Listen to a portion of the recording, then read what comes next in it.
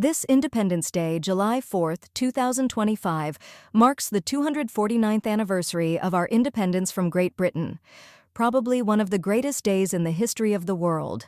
We had another war with the Brits in 1812, and on February 17, 1815, the Peace Treaty of Ghent was ratified in Congress with all boundaries restored to pre-war status. By the 1880s, the American economy surpassed Britain's, and by the 1920s, New York City had become the world's leading financial center instead of London. America joined our cousins in 2 world wars against other European countries, with Germany on the wrong side of history both times. These 2 wars further solidified our commonality with the cousins, twice removed, and we have remained allies since.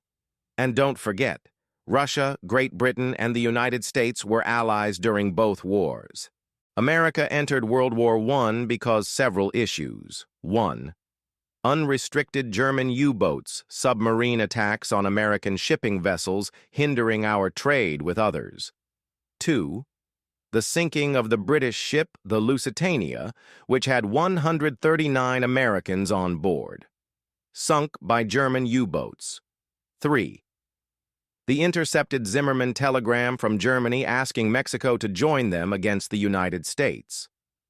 Upon interception of this telegram, President Woodrow Wilson, the first Democrat president to become mentally incapacitated during his term, and whose wife and doctor hid that information from America while Edith signed everything, sound familiar, who wanted to remain neutral in the war, called for a declaration of war against Germany, citing the need to make the world safe for democracy on April 2, 1917, in an address to Congress. War was formally declared against Germany on April 6, 1917. This happened just slightly over 100 years ago. Isn't it amazing? What has been, will be again. What has been done, will be done again. There is nothing new under the sun. Ecclesiastes 1:9. Wilson and Biden are both mentally incapacitated during their terms, and both get America involved in European wars because of Germany prodding us into it. The EU, European Union, run by Ursula von der Leyen, of German nationality, and NATO being the most recent prodders. They need our money and military equipment. Again. When I was younger, I did not like history because it was old news.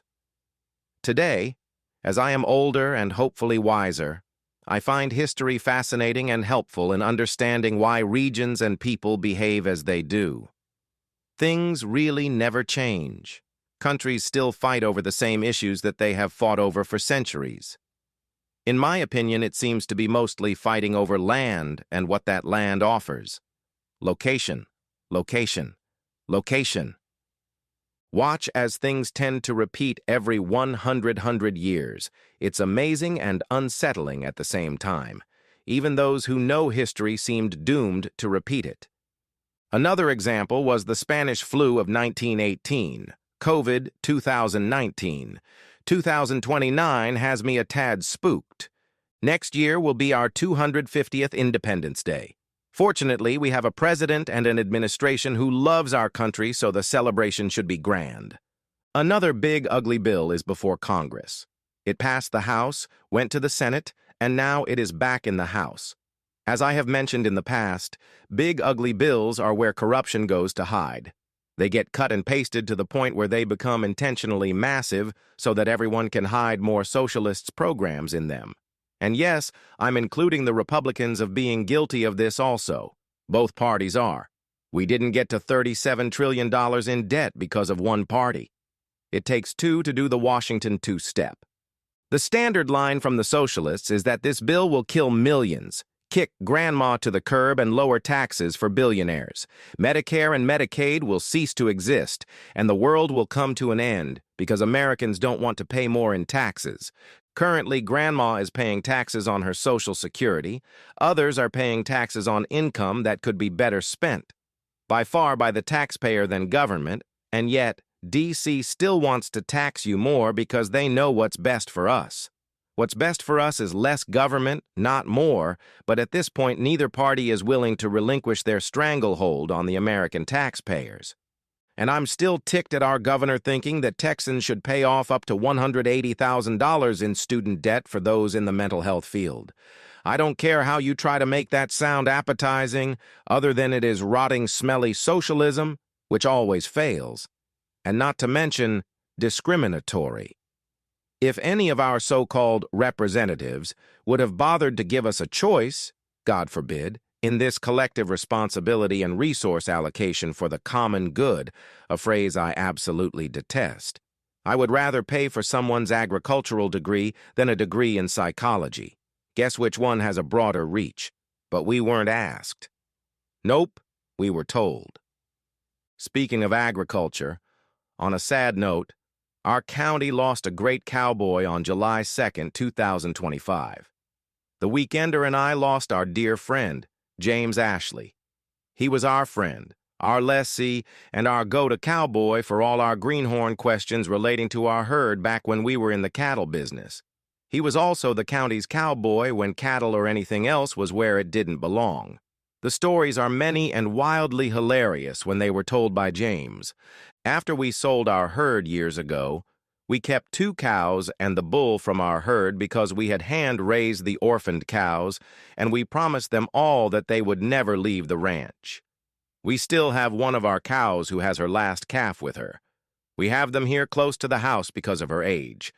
James helped us in emergencies and taught us a lot over the years that he cowboyed our herd and after he leased our land for his herd.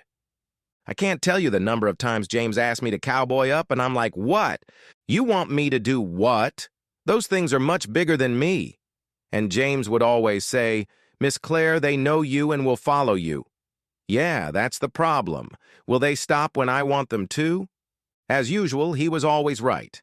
He had been working with our 2 cows and our bull, which were all hand-raised for at least 15 years, and he knew them as well as he knew his own herd. James would never have put me in harm's way. Godspeed, James. Thanks for your time, advice, and your friendship over the years. You will be missed by everyone. The Lord spoke to the heavy hearts that stood with hats in hand. Your sadness pains me deeply, and I know you'll miss this man. But it's true what you've been hearing. Heaven is a real place. That's no small consolation. You should use that fact to face the emptiness his parting left that seeps into your bones, and draw on it to ease your pain, for he is not alone. You see, all his friends are up here and all his loved ones too, 'cause it wouldn't be a heaven without each one of you. And heaven for a cowboy is just what you might expect. It's horses that need tuning up and heifers that need checked. It's long rides with a purpose and a code that lights the way, and a satisfying reason to get up every day. It's the ranch he's always dreamed of and never knew he'd find. And if you think about it, you can see it in your mind. Him leaning in the saddle with his old hat on his head, contentment set upon his face like blankets on a bed. The leather creaks a little as he shifts there in the seat. The bit chains give a jingle when his pony switches feet. And you somehow get the feeling that he's sitting on a throne, gazing out on paradise just like it was his own.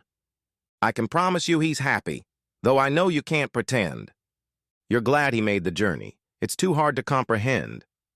The earthly way you look at things can never satisfy. Your lack of understanding for the answer to the why. So, I offer this small comfort to put your grief to rest. I only take the top hands 'cause my crew's the very best. And I know it might seem selfish to friends and next of kin, but I needed one more cowboy and James fit right in. And the poetry of Baxter Black, DMV.